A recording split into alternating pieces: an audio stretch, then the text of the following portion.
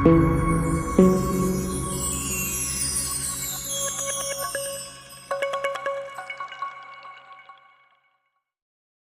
دفعہ ایک آدمی کا امیر رشتہ دار فوت ہو گیا تو مرنے والے کی تمام دولت و جائیداد اس کے حصے میں آ گئی۔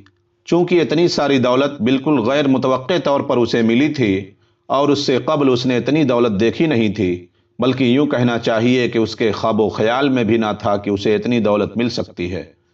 اور چونکہ یہ دولت اسے میراث میں ملی تھی، اس لیے اسے اس دولت کی قدر نہ تھی۔ اس نے بہت سے فضول کاموں میں اور خوب عیاشی میں تمام کی تمام دولت خرچ کر دی اور کچھ ہی عرصے میں بالکل خالی ہاتھ ہو کر بیٹھ گیا۔ تو اس نے اللہ تعالیٰ سے دعا کی کہ اے میرے پروردگار، تو نے جو کچھ مجھے عطا کیا تھا وہ سب کا سب ختم ہو گیا ہے، اب یا تو مجھے زندگی گزارنے کے لیے سامان عطا کر یا فرشتہ اجل کو بھیج کر مجھے اس جھنجھٹ سے آزادی دلا۔ دعا کے ساتھ ساتھ اس نے بہت گریہ وزاری اور سینہ کوبی کی۔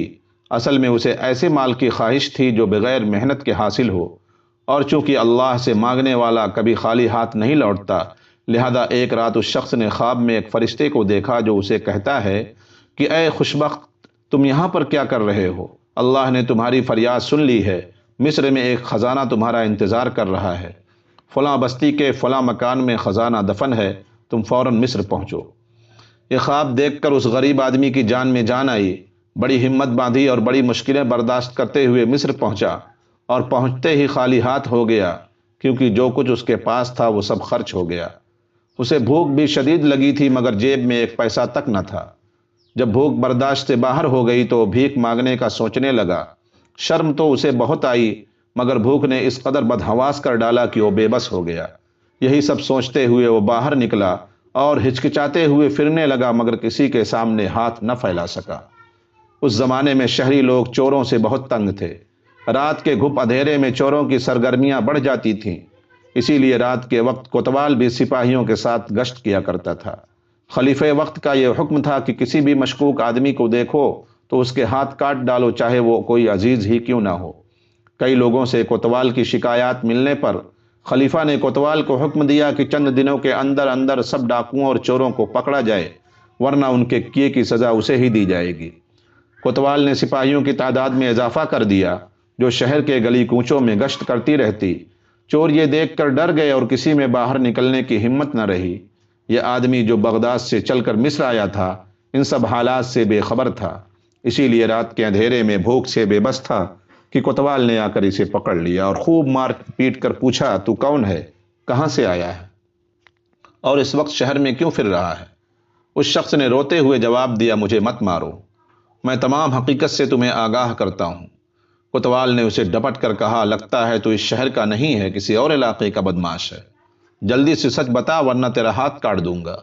اس نے قسمیں کھاتے ہوئے کہا، میں ڈاکو یا چور نہیں ہوں، میں تو بس ایک مسافر ہوں، بغداد میں میرا گھر ہے۔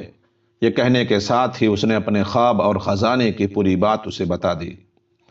کوتوال حیران ہو کر بولا، ارے بے وقوف، چل میں مان لیتا ہوں کہ تو چور نہیں ہے، مگر تو صرف ایک خواب پر اپنی لالچ کے باعث جان جوکھم میں ڈال کر بغداد چلا آیا۔ اب میری بات سنو، تجھے بغداد میں رہ کر مصر کا خزانہ دکھائی دیا اور میں نے مصر میں رہ کر بغداد کے فلاں محل اور فلاں مکان میں خزانہ دیکھا ہے، بلکہ میں نے یہاں تک دیکھا ہے کہ اس مکان کے کس حصے میں خزانہ دفن ہے، لیکن میں نے آج تک مصر سے نکلنے کی ہمت نہ کی۔ میرا دل مجھے کہتا تھا کہ مجھے کسی چیز کی کمی ہے، میرا خزانہ تو یہاں میرے گھر میں ہے اور میں اپنے اسی خزانے پر آرام سے بیٹھا ہوں۔ اس آدمی نے کوتوال کی یہ باتیں سنی تو خوشی سے پاگل ہو گیا، سارا دکھ جاتا رہا اور سوچنے لگا کہ اس قدر مار کھانے کے بعد نعمت کا ملنا لازم تھا، اصل خزانہ تو میرے ہی گھر میں دفن ہے۔ کوتوال نے اپنے خواب میں جس محلے اور مکان کا ذکر کیا تھا وہ اسی شخص کا مکان تھا۔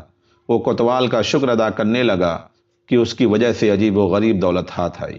اس کے بعد وہ شخص رکوع سجدہ کرتا ہوا اللہ کی حمد و ثنا کرتا ہوا مصر سے واپس بغداد روانہ ہو گیا۔ واقعے کا سبق، لالچ بہت بری بلا ہے۔ اللہ تعالی ہم سب لوگوں کو لالچ جیسی لعنت سے حفاظت فرمائے۔